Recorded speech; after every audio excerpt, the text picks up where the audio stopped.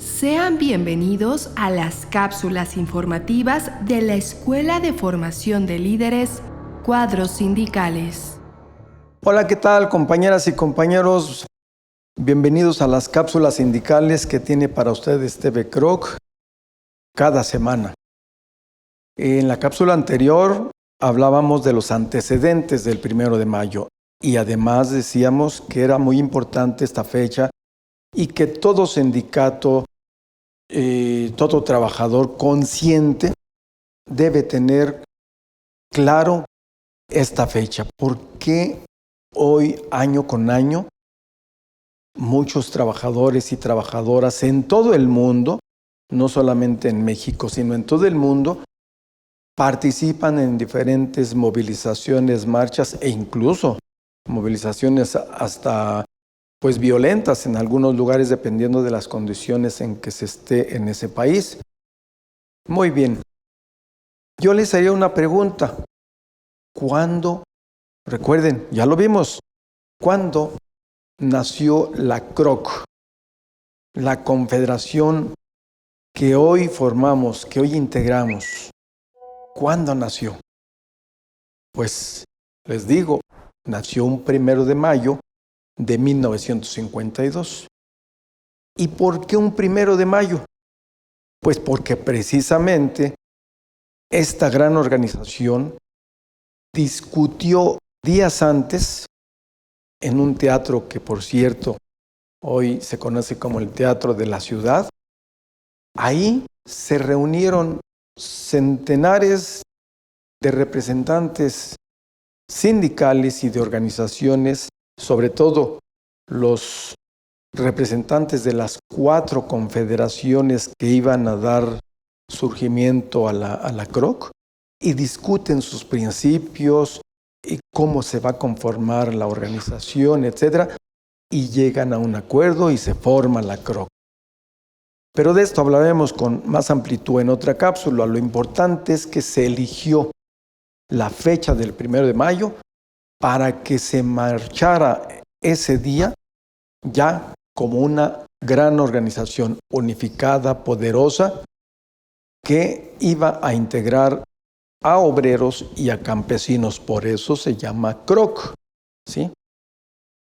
Bueno, pero esa es una referencia histórica solamente, que es importante porque los trabajadores, los sindicatos que conocen su historia, pues van a retomar esas fechas fundamentales. Entonces, regresando a lo que fue el 1 de mayo y su origen, allá en Estados Unidos, que ya habíamos comentado que era un país de gente que venía de otros países, entre ellos italianos, españoles, franceses.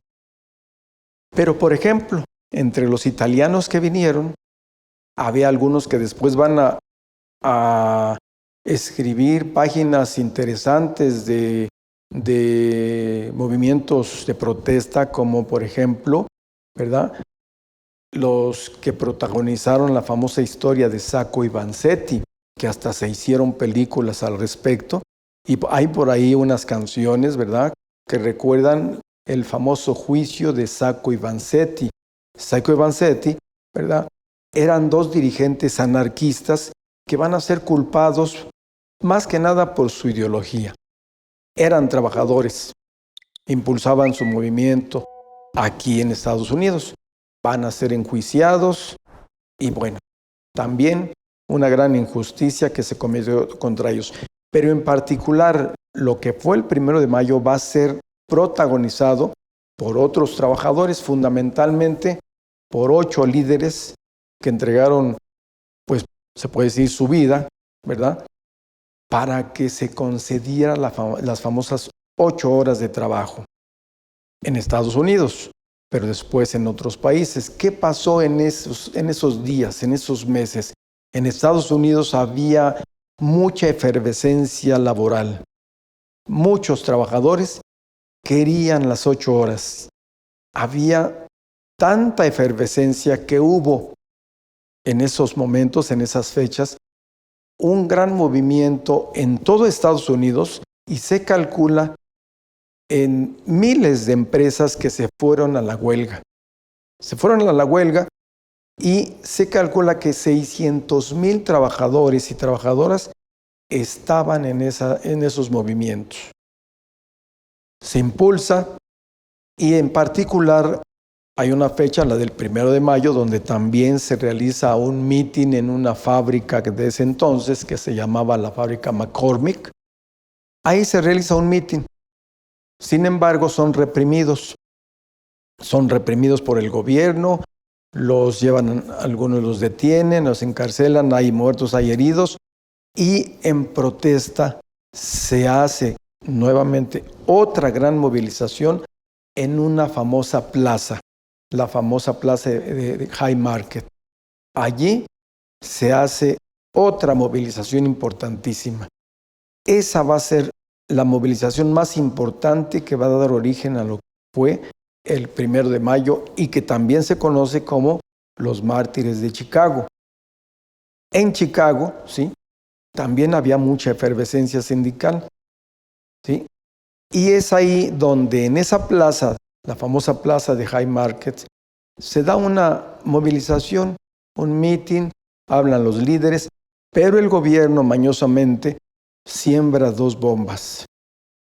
Explotan las bombas, hay heridos, hay muertos, y culpan a los líderes que habían organizado esta gran movilización. 8 personas, 8 trabajadores, de los cuales pues solo 4 fueron mandados a la pena de muerte, 4 lograron evadir esa pena, pero tuvieron otras condenas. Entonces, ¿qué pasó en esos días? Pues, como les digo, había mucha efervescencia, muchas huelgas, se exigían las 8 horas de trabajo, los empresarios no querían, pero era tanta ahora sí que la revolución que muchos empresarios de mala gana aceptaron, otras no.